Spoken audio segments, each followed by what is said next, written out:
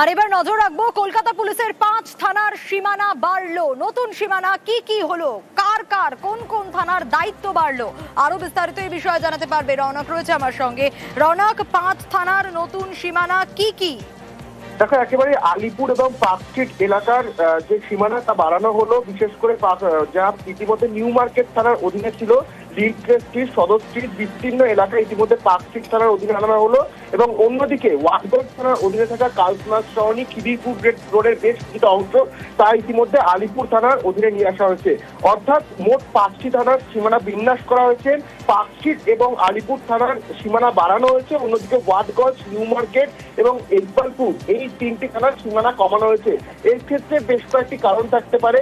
আইন শৃঙ্খলা অর্থাৎ ল অ্যান্ড অর্ডার পরিস্থিতির ক্ষেত্রে এই বিষয়টিকে গুরুত্ব দিয়ে হয়তো এই পার্কস্ট্রিট থানা এবং আলিপুর থানার সীমানা বাড়ানো হলো। এবং অন্যদিকে যে বিষয়টি সামনে আসছে যে এই যে থানাগুলি রয়েছে তার বেশ কিছু অংশে কয়েকদিন আগে চেষ্টার খুনের ঘটনা থেকে শুরু করে ল অ্যান্ড অর্ডার পরিস্থিতিতে বেশ কিছুটা বিঘ্ন দেখা দিয়েছিল।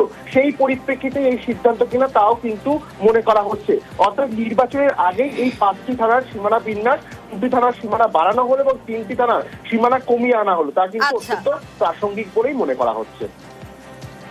বেশ।